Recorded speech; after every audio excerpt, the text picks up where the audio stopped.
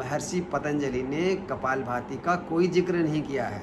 महर्षि पतंजलि ने अपने योग दर्शन में तो केवल 4 प्रकार के प्राणायाम बताए हैं, जिनकी चर्चा आज के समय में प्रायः कोई नहीं करता। श्वासें यदि तीव्र चलती हैं, तेजी से चलते हैं, तो मन भी चंचल हो जाता है, अस्थिर हो जाता है मन। यदि हम विधि पूर्वक, युक्ति पूर्वक प्राणायाम का अभ्यास करते हैं तो उससे सभी प्रकार के रोगों का नाश होता है, और यदि हम गलत तरीके से अभ्यास करते हैं तो कई प्रकार के रोग उत्पन्न हो जाते हैं। शरीर की भीतरी शुद्धि होती है, लेकिन यदि हम लंबे समय तक इस अभ्यास को करेंगे तो उसका दुष्प्रभाव हमारे मन पर भी होगा।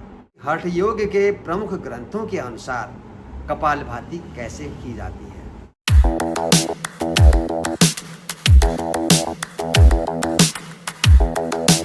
नमस्ते दोस्तों, निरोगी दुनिया चैनल में आप सभी का स्वागत है। आजकल देखा जा रहा है, मॉर्निंग वॉक कर रहे हैं और चलते चलते इस प्रकार अनुलोम विलोम का अभ्यास। बहुत से लोग तो ऐसे हैं, बोलते हैं कि खाली बैठे हैं, समय है हमारे पास, इसलिए कपालभाति कर लेते हैं। जब देखें तब कपालभाति का अभ्यास, और कपालभाति के अभ्यास में भी कमर से आगे झुके हैं तब कपालभाति, दाएं बाएं घूम रहे हैं, गर्दन घूमी हुई है, सिर झुका हुआ है, कोई नियम नहीं है, जब चाहें सांसें छोड़ते रहें। आज का यह वीडियो मुख्यतः 2 भागों में विभक्त रहेगा। वीडियो के पहले भाग में हम चर्चा करेंगे कि योगाभ्यास सही तरीके से बैठकर ही क्यों करना चाहिए, चलते फिरते अभ्यास क्यों नहीं होना चाहिए, बहुत लंबे समय तक कपालभाति का अभ्यास क्यों नहीं करना चाहिए। तो इस विषय को स्पष्ट करने के लिए प्रमाणों के साथ आपके सामने इस बात को रखूंगा। प्राणायाम ध्यान का अभ्यास स्थिर होकर बैठकर ही करना चाहिए। वीडियो के दूसरे भाग में हम चर्चा करेंगे कपालभाति कैसे करें। अपने जो योग के शास्त्र हैं उनमें कपालभाति कैसे होनी चाहिए, इसको मैं प्रमाण सहित आज आपको बताऊंगा। तो इसलिए वीडियो बड़ा इंटरेस्टिंग है, बहुत महत्वपूर्ण है, अंत तक जरूर देखिएगा। तो बहुत से लोग कह देते हैं कि पतंजलि ने कपालभाति ऐसे बताई है। अरे भाई, महर्षि पतंजलि ने कपालभाति का कोई जिक्र नहीं किया है। पतंजलि के योग सूत्रों को जब आप पढ़ें, कहीं पर भी इस प्रकार के किसी भी प्राणायाम का वर्णन नहीं है जो वर्तमान में होते हैं। चाहे कपालभाति, अनुलोम विलोम, भस्त्रिका, उज्जयी, सूर्य भेदन, शीतली, भ्रामरी आदि किसी भी प्रकार के प्राणायाम का वर्णन महर्षि पतंजलि के योग दर्शन में नहीं है। महर्षि पतंजलि ने अपने योग दर्शन में तो केवल 4 प्रकार के प्राणायाम बताए हैं, जिनकी चर्चा आज के समय में प्रायः कोई नहीं करता।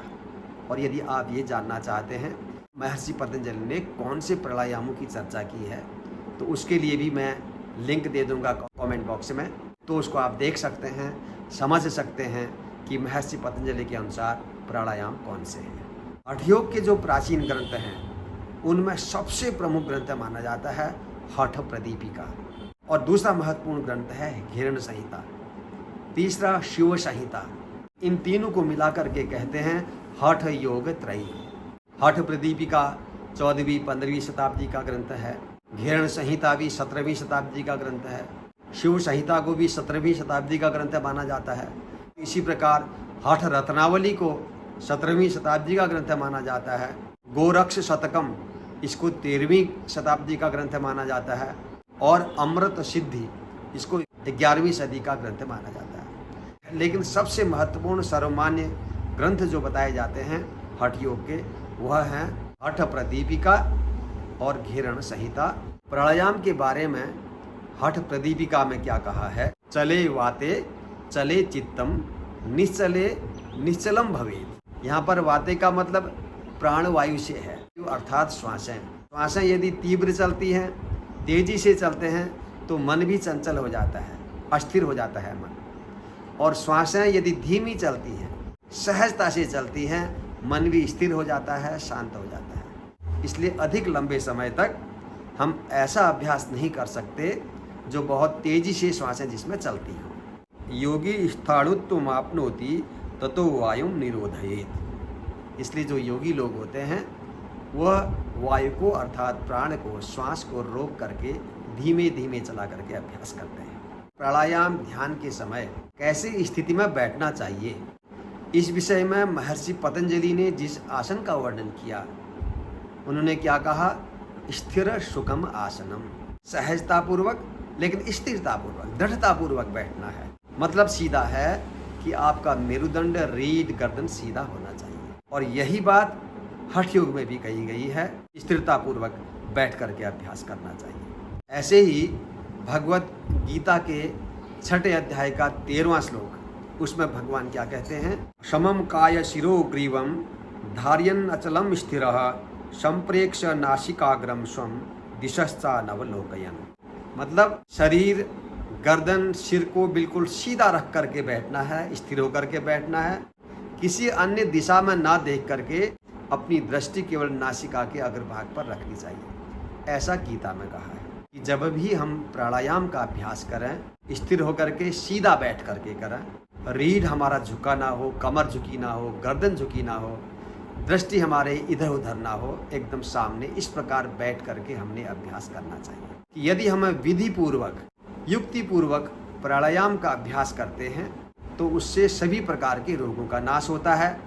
और यदि हम गलत तरीके से अभ्यास करते हैं तो कई प्रकार के रोग उत्पन्न हो जाते हैं। प्राणायाम युक्तेन सर्वरोग क्षयो भवेत्, अयुक्ताभ्यास योगेन सर्वरोग समुद्भवः।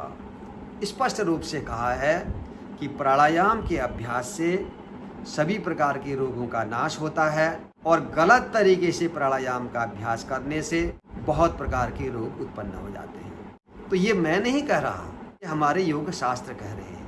और योग शास्त्र सदियों से हमारे ऋषि मुनियों की रिसर्च है, उनकी ज्ञान परंपरा है, उसका तो आदर हमने करना ही चाहिए। सामान्यतया हमारी श्वासें 1 मिनट में लगभग 14, 15, 16 इस प्रकार चलती है। और हम देखते हैं कि कपालभाति के अभ्यास में श्वासों की यह गति बहुत तीव्र हो जाती है। 1 मिनट में आप 60 से लेकर के 80, 100, 120 श्वासों तक लोग चलाते हैं।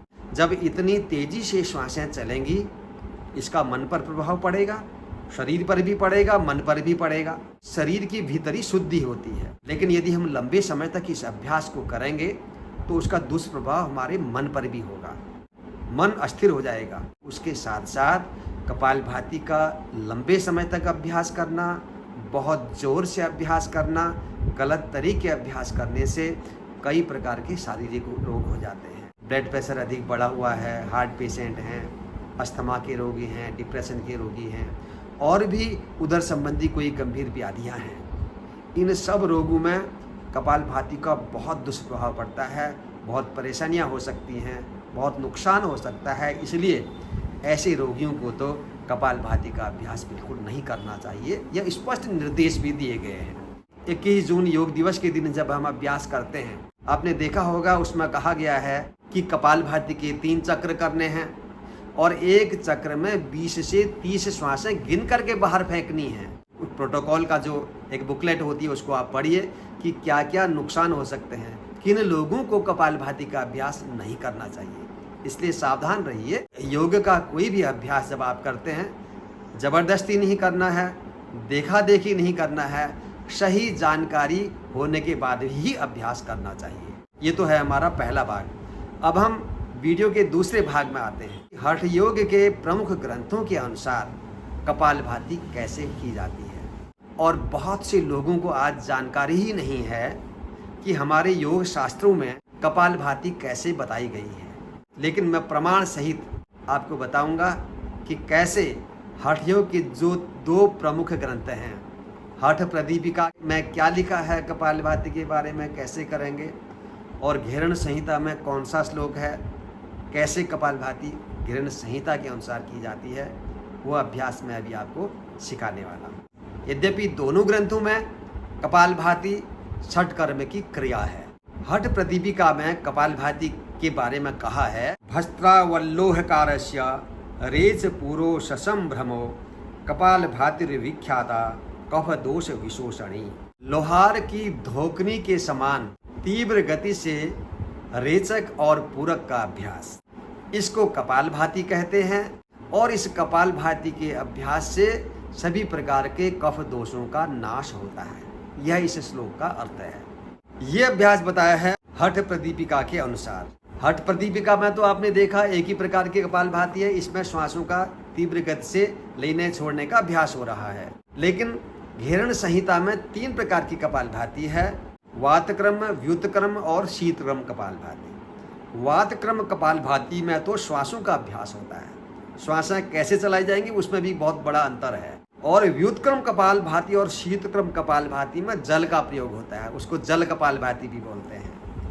व्युतक्रम कपालभाति में नासिका से जल लेते हैं और मुंह से जल को निकालते हैं, यदि नाक से पानी पीना, मुंह से निकालना। और शीतक्रम कपालभाति में मुंह से पानी पीना और नाक से उस पानी को निकाल देना। इनके बारे में आप जानना चाहेंगे तो इनका भी डिस्क्रिप्शन बॉक्स में मैं लिंक दे दूंगा, उसको आप देख सकते हैं। लेकिन वातक्रम कपालभाति यानी कपालभाति जिसको आप सामान्यतया लोग जानते हैं, वह घेरण संहिता के अनुसार कैसी है। घेरण संहिता में लिखा है, ईड़या पूरयेद वायुं रेचयेत पिंगलया पुनः पिंगलया पूरयित्वा पुनः चंद्रेण रेचयेत पूरकम रेचकम कृत्वा वेगेन नतु धारयेत एवं अभ्यास योगेन कफ दोषम निवारयेत। बाई नासिका से यानी चंद्र स्वर से श्वास लीजिए, दाहिनी नासिका से सूर्य स्वर से श्वास को बाहर छोड़िए, फिर दाई नासिका से श्वास लीजिए, बाएं से श्वास को बाहर छोड़िए। इस प्रकार इस क्रम को जारी रखिए, बाएं से श्वास भीतर, दाएं से बाहर, दाएं से भीतर, बाएं से बाहर। पूरक और रेचक का ये जो अभ्यास है, इस अभ्यास को वेगेन बहुत जोर से, तीव्र गति से नहीं करना है। योग के इस अभ्यास से कफ संबंधी सारे दोषों का निवारण हो जाता है, सारे कफ रोग इससे दूर हो जाते हैं। ऐसा इस कपालभाति के बारे में घेरण संहिता में कहा गया है।